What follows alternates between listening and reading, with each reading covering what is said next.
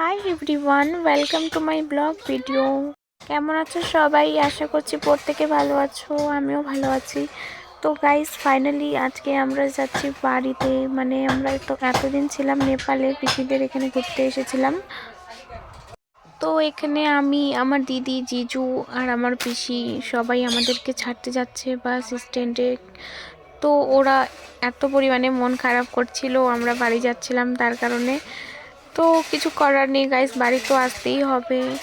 তো আমার পিসির মেয়েদেরকে বললাম যে মন খারাপ করে কোনো লাভ নেই, নেক্সট টাইম যখন আসবো আবার অনেক দিন থেকে যাব। তো ওরা আসতেই দিচ্ছিল না, কোনো পরিমাণে ব্যাগ লুকিয়ে রেখে দিয়েছিল, যার কারণে মানে আমরা আসবো না বাড়ি ভেবেছে।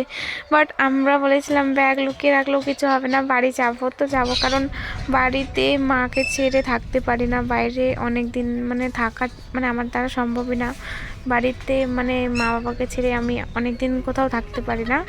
তো এখানে আমি আর দিদি গাড়িতে উঠে পড়েছিলাম, আর আমার জিজু যাচ্ছিল আমাদের সাথে আমাদের বাড়ি অবধি ছাড়ানোর জন্য। তো এখানে দেখো, প্রথমে উঠে গেছিলাম আমরা বাসে। বাসে ওঠার পর হচ্ছে ওখান থেকে গাড়ি 2-3টে গাড়ি চেঞ্জ করতে হয়। তো এখানে বাসে ওঠার পর বাইরের ভিউটা দেখলে কেমন। আর আমি এখানে ক্যামেরা অন করে কিছু শর্ট ভিডিও বানিয়ে নিয়েছিলাম, যেগুলো তোমাদের এখানে ব্লগেও দিয়ে দিয়েছি। তো দেখো কেমন লাগছে। তো এখানে আমি আর জিজু গল্প করছিলাম, আর বাসের পিছনে মানে সবার লাস্টে বসেছিলাম আর কি।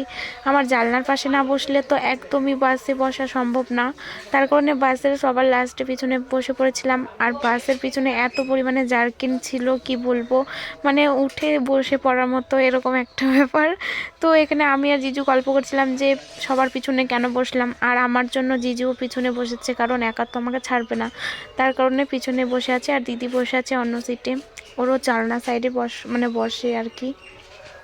তো জানলা সিটে বসে পড়েছিলাম, আর এখানে আমরা গল্প করছিলাম। গল্প করতে করতে আমার তো মাথা ব্যথা স্টার্ট হয়ে গেছিলো। তারপরে এখানে আরেকটু ওয়েট করলাম যে বাসে কিছু খেলে পরে আমার তাহলে আরও বমি বমি ভাব লাগবে, তার কারণে আমি কিছু খেলামও না। তারপরে দেখো এদিককার চাপাতি বাগানগুলো তো অনেক সেই লাগছিল। তারপর বাস থেকে নামার পরে আমরা এখানে নেমে পড়লাম। নামার পরে এখানে আমরা টোটোতে ওঠার জন্য জিজ্ঞাসা করছিল কোথায় যাবে। তারপর ঠিক করার পর আমরা টোটোতে বসে পড়লাম। টোটোতে বসার পর এখানে আমি আর দিদি কিছু গল্প করছিলাম। দিদিকে বললাম কিছু খাবি নাকি, ও বলছে এখন আমি বাড়ি যেতে পারলে বাচ্চা, আমার ভালো লাগছে না। তারপর আমি আর কি ক্যামেরা অন করে কি বকলাম আমি নিজেও ভুলে গেছি, যেহেতু ব্যাকগ্রাউন্ডের সাউন্ড অনেক খারাপ ছিল, তার কারণে আমি ব্যাকগ্রাউন্ডের সাউন্ডটা বন্ধ করে দিয়েছি। তো এখানে আমি দিদিকে বলছিলাম যে আর কদিন থাকলে হয়তো ভালো হতো। তারপর আর কি হাসাহাসি করছিলাম আমরা দুজনেই, জাস্ট মজা করেছিলাম, কারণ বাড়ি ছেড়ে আমার কোথাও ভালো লাগে না গাইস। আমার বাড়িতে থাকলে যথেষ্ট, আমার বাইরে কোথাও বেশি ভালো লাগে না। আর বাবা মাকে ছাড়া থাকতে তো আমার একদমই ভালো লাগে না। তো এখানে পানি ট্যাঙ্কিতে নেমে গিয়ে আমরা এখানে আমার ফেভারিট দোকানে চলে আসলাম, মানে শুটকি মাছ। আমার ভীষণ ভালো লাগে লোটে মাছ, শুটকি মাছ, এই জিনিসগুলো আমার অনেক ফেভারিট। তো তো এখানে আমি অনেক হাসছিলাম যে আমাকে সবাই দেখছে আমি মাছের দোকানে এসে মাছ কিনছি। তো লজ্জা করার কিছুই নেই, যেটা ভালো লাগে সেটা আমি কিনে নিয়ে থাকি। তো আমি এটা তো এখানে আমার মাছ কেনা কমপ্লিট। তারপর আমার দিদি আর জিজু আমাকে ছেড়ে আগে চলে গিয়েছিল, ওরা বলছে তুই কি কিনবি কিন, আমরা এই দোকানে যাব না। তো এখানে আমি একাই মাছ কেনার পর তো এখানে আগে বেরিয়ে গেলাম হেঁটে হেঁটে। তারপর পানি ট্যাঙ্কিতে ব্যাগ চেক করা হচ্ছিল।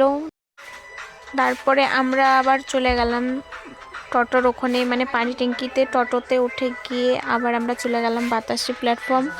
বাতাসি থেকে একবারে আমাদের বাড়ির কাছে প্ল্যাটফর্মের কাছে ট্রেন থামবে, সেখান থেকে আবার আমরা গিয়ে ট্রেন ধরার জন্য চলে যাচ্ছিলাম বাতাসিতে। এখানে সো গাইস, এই ভিডিওটা 2 দিন আগেকার, অনেক লেট পোস্ট করছি। So thanks for my blog video watching.